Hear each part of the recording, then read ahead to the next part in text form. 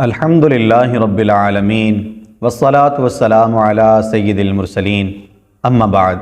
پچھلی ویڈیو میں ہم نے نجاستوں کا بیان سنا کہ کیا کیا چیز ناپاک ہے اور کس چیز کے ساتھ لگ جائے تو ناپاک ہو جائے گی۔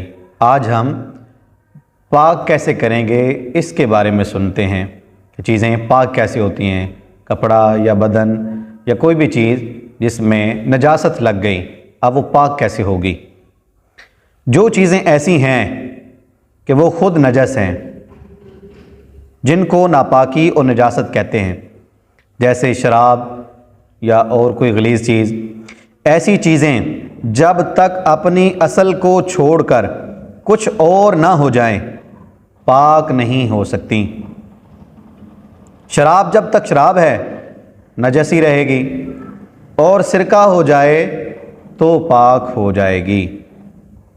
مسئلہ، جس برتن میں شراب تھی اور سرکہ ہو گئی، وہ برتن بھی اندر سے اتنا پاک ہو گیا، جہاں تک سرکہ ہو گیا اتنا برتن بھی اندر سے پاک ہو گیا۔ اگر اوپر شراب کی چھینٹیں پڑی تھیں تو وہ شراب کے سرکہ ہونے سے پاک نہ ہوگی۔ سرکہ بن گیا، اوپر سے کچھ چھینٹیں اور شراب کی پڑ گئیں، اب بھلے وہ سرکہ ہو گیا ہے لیکن اب بھی وہ پاک نہیں ہوگا۔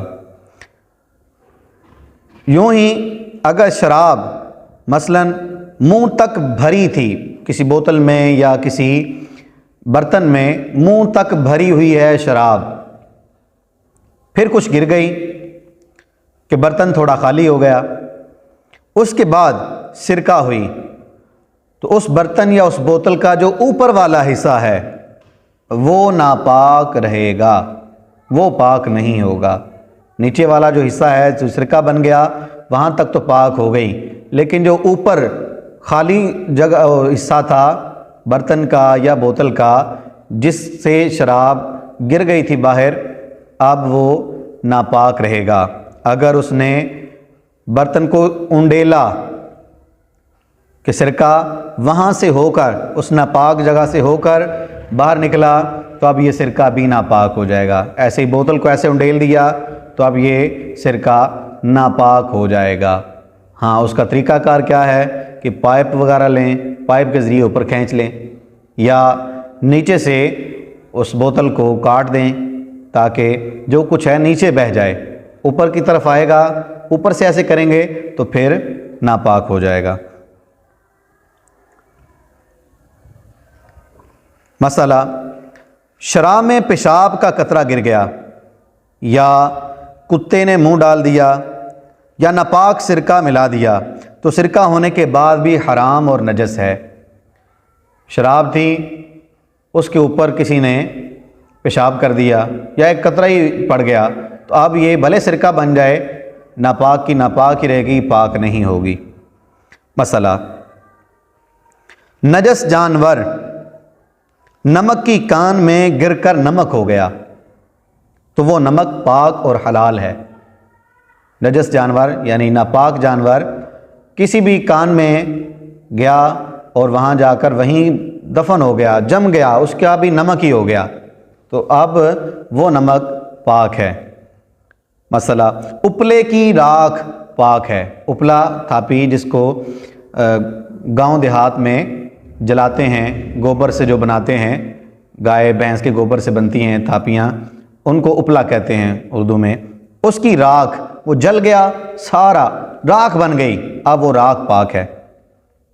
اور اگر راکھ ہونے سے قبل بجھ گیا تو ناپاک ہے، یعنی ابھی دھک رہا تھا کہ بجھا دیا گیا، بھلے خود بجھایا یا خود ہی بجھ گیا، تو اب اس صورت میں وہ راکھ پاک نہیں ہوگی۔ مسئلہ، جو چیزیں بذات ہی نجس نہیں بلکہ کسی نجاست کے لگنے سے ناپاک ہوئیں، ان کے پاک کرنے کے مختلف طریقے ہیں۔ پانی اور ہر رقیق یعنی بہنے والی چیز سے جس سے نجاست دور ہو جائے دھو کر نجس چیز کو پاک کر سکتے ہیں۔ مثلاً سرکہ اور گلاب کے ان سے نجاست کو دور کر سکتے ہیں تو بدن یا کپڑا ان سے دھو کر پاک کر سکتے ہیں۔ پانی سے تو کریں گے ہی کریں گے، لیکن اگر کہیں جگہ پانی نہیں ملا تو اب کیا کریں؟ سرکہ پاس ہے تو اب سرکے سے بھی دھو سکتے ہیں، یا اسی طرح گلاب کا عرق پاس ہے، پانی نہیں ہے تو اب اس کپڑے کو یا بدن کو پانی سے، اس گلاب کے پانی سے دھوئیں گے۔ مسئلہ، مستعمل پانی اور چائے سے دھوئیں پاک ہو جائے گا۔ مستعمل پانی وہ جس کو استعمال کر لیا ہو، بغیر وضو اور بغیر وضو کے یا بغیر غسل کے کسی نے پانی کے اندر ہاتھ ڈال دیا، برتن پانی کا بھرا ہوا تھا اس میں ہاتھ ڈال دیا تو اب یہ پانی مستعمل ہو گیا۔ اب یہ اس سے بھی پاک، نجاست کو پاک کیا جا سکتا ہے۔ مسئلہ، دودھ اور شوربہ اور تیل سے دھونے سے پاک نہ ہوگا۔ دودھ سے، شوربے سے اور تیل سے پاک نہیں ہوگا کہ ان سے نجاست دور نہ ہوگی، یعنی یہ وہ چیزیں ہیں جن سے نجاست دور نہیں ہوتی، ان سے نجاست کو پاک نہیں کیا جا سکتا۔ پانی سے، گلاب کے عرق سے اور سرکے سے، یہ تین چیزیں ہیں، ان سے پاک کیا جا سکتا ہے۔ مسئلہ، نجاست اگر دلدار ہو جیسے پخانہ، گوبر، خون وغیرہ تو دھونے میں گنتی کی کوئی شرط نہیں کہ کتنی بار دھوئیں تو پاک ہو جائے گا، بلکہ اس کو دور کرنا ضروری ہے۔ پیشاب لگ گیا تو اب پیشاب کی جو نجاست ہے اس کو دور کرنا یہ ضروری ہے، بھلے وہ پہلی دفعہ دور ہو جائے، بھلے وہ 10ویں دفعہ دور ہو، اس کو دور کرنا ضروری ہے۔ اگر ایک بار دھونے سے دور ہو جائے تو ایک مرتبہ کافی ہے، اور اگر زیادہ مرتبہ دھونا پڑے تو زیادہ مرتبہ دھوئیں گے۔ ہاں، اگر 3 مرتبہ سے کم میں نجاست دور ہو جائے تو 3 مرتبہ دھو لینا مستحب ہے۔ مسئلہ، اگر نجاست دور ہو گئی مگر اس کا کچھ اثر باقی ہے، نجاست دور ہو گئی لیکن اثر اس کا باقی ہے تو اسے بھی زائل کرنا لازم ہے۔ ہاں، اگر اس کا اثر بدقت جائے تو اثر دور کرنے کی ضرورت نہیں، 3 مرتبہ دھو لیا پاک ہو گیا۔ صابن یا کھٹائی یا گرم پانی سے دھونے کی حاجت نہیں ہے۔ خون، پیشاب، گوبر، کوئی بھی چیز اس طرح کی تھی جو لگ گئی، اب اس کو اوپر سے دور کیا، نجاست تو دور ہو گئی لیکن اس کا اثر، جیسے بدبو آتی ہے، یہ اس کا اثر ہے، یا رنگ اس کا بھی نہیں گیا، اگر تو وہ اتر سکتا ہے تو پھر تو اس کو زائل کرنا ضروری ہے۔ لیکن اگر اتر ہی نہیں سکتا، جتنی مرتبہ مرضی دھوئیں، اس پکا ہو گیا ہے، وہ اس کا داغ اترتا ہی نہیں ہے، تو اس صورت میں 3 مرتبہ دھو لیا تو کپڑا پاک ہو گیا۔ مسئلہ، کپڑے یا ہاتھ میں نجس رنگ لگ گیا یا مہندی لگائی تو اب اتنی مرتبہ دھوئیں کہ صاف پانی گرنے لگے، پاک ہو جائے گا، ہاتھ پاک ہو جائے گا۔ اگرچہ کپڑے یا ہاتھ پر رنگ باقی ہو، نجس مہندی لگائی یعنی ناپاک مہندی لگا لی ہاتھوں پہ یا کپڑے پہ، یا کپڑا ہی وہ رنگ جو تھا وہی ناپاک تھا، اس میں کپڑے اپنے ڈال دیے، تو اس صورت میں ان کو اتنا دھونا کہ صاف پانی، رنگ والا نہیں، صاف پانی گرنا شروع ہو جائے تو وہ پاک ہو جائے گا۔ یعنی اوپر سے بالکل سب کچھ، اگر مہندی لگائی ہے تو اس کا اوپر جو لیپ کیا ہے وہ سارے کا سارا اوپر سے اتر جائے، بھلے رنگ باقی ہو۔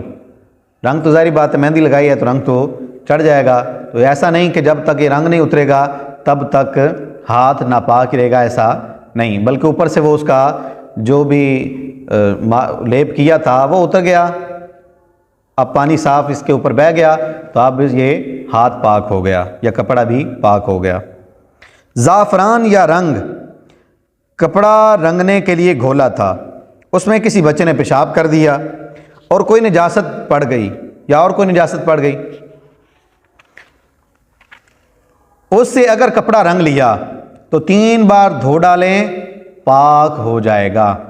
3 مرتبہ دھو لیا تو وہ کپڑا پاک ہو گیا اگرچہ اس کا رنگ چڑھ گیا ہو۔ مسئلہ، گودنا کہ سوئی چبو چبو کر جگہ پر نام وغیرہ لکھتے ہیں، اس کو گودنا کہتے ہیں، اس کی جگہ یعنی جو جہاں پر کرواتے ہیں سوئی سے، اس کے اندر پھر رنگ یا سرما وغیرہ بھرتے ہیں۔ اگر خون اتنا نکلا کہ بہنے کے قابل ہو، اتنا خون نکل آیا کہ اگر اس کو روکا نہ جائے تو بہہ جائے، پھر کیا ہوگا کہ وہ خون ناپاک ہے، اور سرما کس پر ڈالا گیا وہ بھی ناپاک ہو گیا، اسی خون پر سرما بھی ڈالا گیا تو یہ ناپاک ہو گیا۔ پھر اس جگہ کو دھو ڈالیں، پاک ہو جائے گی، اگرچہ وہ سرما ناپاک سرما اس کا رنگ بھی باقی رہے، پھر بھی پاک ہو جائے گا۔ لیکن یوں گدوانا یہ درست نہیں ہے، جائز نہیں ہے کہ اپنے آپ کو تکلیف بھی ہے اور یہ اللہ پاک کی بنائی ہوئی چیز میں اضافہ بھی ہے، زیادتی ہے، تو یوں ہاتھوں پر یا کہیں پر بھی گدوانا نہیں چاہیے۔ سوئی کے ذریعے جو بنواتے ہیں وہ نہیں کروانا چاہیے، اور ٹیٹو وغیرہ بھی نہیں بنوانے چاہیے۔ مسئلہ، کپڑے یا بدن میں ناپاک تیل لگا تھا، 3 مرتبہ دھو لینے سے پاک ہو جائے گا۔